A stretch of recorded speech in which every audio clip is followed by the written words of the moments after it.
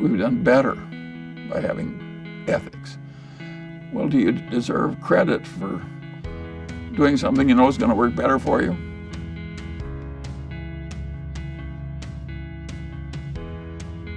One of the most popular challenges today is the first $1 million goal. This challenge involves setting $1 million as a target money goal, then working as hard as you can to achieve it as soon as possible. Now, Charlie Munger, one of the most successful investors today, has some excellent advice if you want to get yourself closer to that first $1 million. We will talk about those tips and advice in this video, so stay tuned because we will also discuss how you can also apply these in your wealth building journey.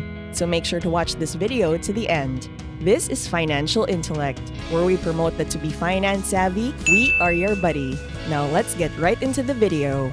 Number 1.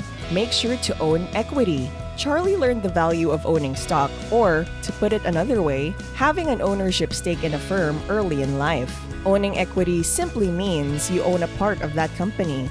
Prior to becoming one of the world's most renowned and successful investors, Charlie began his career as a lawyer. Many of Charlie's clients back then were local companies. Lawyers usually bill their clients on an hourly basis and they pay the amount in cash. Over time, though, Charlie realized how affluent many of his clients had become as a result of running a business. Charlie then proceeded to alter his fee structure, and instead of getting paid in cash for his legal services, he began to accept equity in his clients' enterprises as payment. Let me explain why this is such a wonderful concept.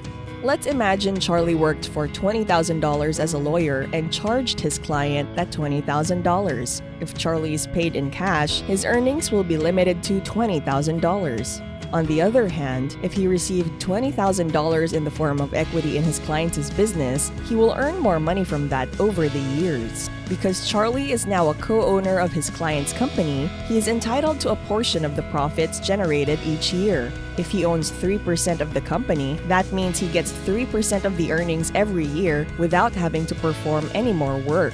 Charlie is effectively making his money work for him. He did work once by providing the company with legal services, and he will continue to generate money from that labor indefinitely. Now, having this arrangement with one business is excellent, but what if Charlie could get this arrangement with 5, 10, or even 20 businesses over time? You can see how this would quickly make him very wealthy. If you also want to build wealth, then strive to hold equity. This can be in a variety of forms. One way to obtain equity is through your employment. Some companies offer stock as part of the compensation plan. By earning equity in the company as part of remuneration, you can continue to profit from previous work in the future. Aside from working for the company or purchasing it, there are other various ways to gain equity in a business. Starting your own business is one option. Charlie also did the same. Throughout his career, he started several businesses. He started an investment partnership, a law firm, and even a real estate investment group. Number 2. Invest in yourself. This may sound cliche, but Charlie believes that if you want to accumulate wealth and achieve your first $1 million goal, you have to invest in yourself. Early on, Charlie realized that he needed to begin selling his time back to his most valuable client, himself. So even if he spent somewhere between 8 to 12 hours working for his clients as a lawyer, he still tried to also work for himself for at least an hour each day. Charlie did this every morning while working on his various real estate dealings and building projects. Now, I'm convinced that being a successful lawyer like Charlie would suffice for the majority of individuals. However, if you want to build wealth faster, why not work for yourself for an hour each day? This can take a variety of forms. It might be anything from learning about investment, to completing real estate deals, to launching a side business. But whatever it is, you must spend some of your time working for yourself and producing money rather than making money for the company you work for. Although this concept appears to be easy, it is rarely used by most people. Consider spending an hour a day a month working for yourself. 90 days perhaps? For a year, how about it? What about a 5-year commitment? I'm convinced that you will amaze yourself with what you are capable of. Let's take, for example, your job, which may have the capacity to pay for all of your living expenses. This means that any extra money you earn from doing extra work for yourself can be used for saving and investing. Consider the following scenario. You earn $60,000 per year at your day job, and you save and invest 10% of that $60,000 each year. This implies that at the end of each year, you will have $6,000 in savings to invest in your future. But let's assume you are able to work for yourself in the mornings, after work at night, and even on weekends, and you're able to earn an extra $30,000. Because your job covers all of your living needs, the extra $30,000 you earn can be used to invest in your future. That means you can add this $30,000 to the $6,000 you can ordinarily save and invest each year, bringing your total annual savings to $36,000 per year. The amount you saved each year has now jumped by a factor of 5, which will help you to reach your first $1 million target much faster. Number 3. Save and invest your first $100,000. Charlie highly recommends saving and investing your first $100,000 as soon as possible. For example, assume you can earn 10% on your investment portfolio per year.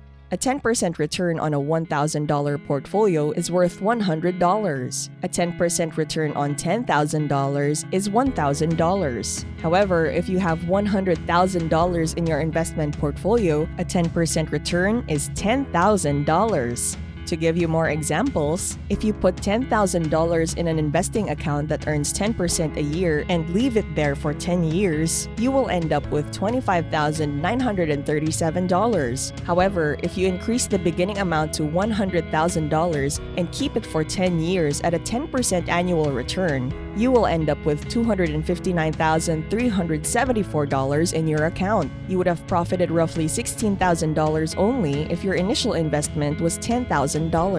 But if your starting investment was $100,000, your portfolio would have profited nearly $160,000. That's why it's critical to reach the $100,000 threshold as soon as possible because, as this example shows, the more money you have, the harder it works for you in terms of the amount of money you may expect from your investment returns. Number 4. Don't over-diversify your portfolio.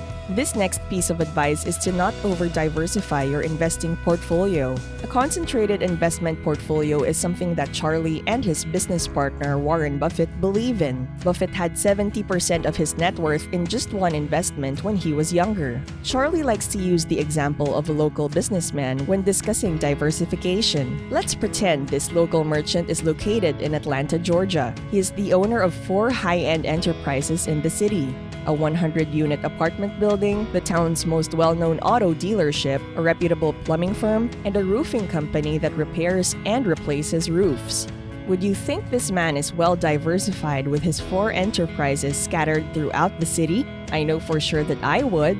The stock market, according to Charlie, follows the same rationale. Stocks are, after all, just small bits of corporations. When asked if he was comfortable owning only 3 stocks in his portfolio, Charlie responded that as long as his stocks are invested in the right companies, then he has nothing to worry about. He is financially secure. However, if you are unwilling to put in the effort to discover the right stocks and businesses to invest in, then it is completely acceptable to be extremely diverse in this case. This can be accomplished, for example, by investing in an S&P 500 index fund. Number 5.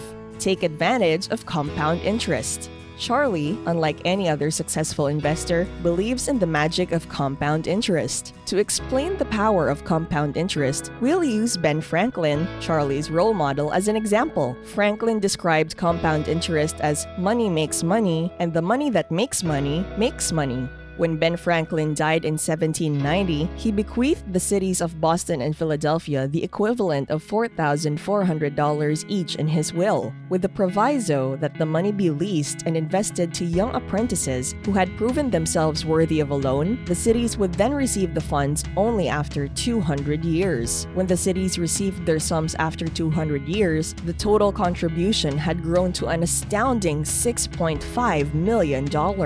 Of course, this is an exaggerated example of compound interest, but it illustrates a crucial point. A dollar saved and invested now is worth $10, $15, or even $20 tomorrow. It is much easier to save money once you have learned this lesson. That nice car you want to buy would set you back an extra $500 each month, but when you consider the impact of lost compound interest, it's actually costing you hundreds of dollars every month. And those are the 5 tips and advice from Charlie Munger on how you can achieve your first $1 million. What are your thoughts on this? Do you agree with Charlie? Let us know in the comment section below. We'd love to hear your thoughts on this. And with that, thank you very much for watching. If you like what you've watched, stay tuned for more videos. Bye, financial buddies!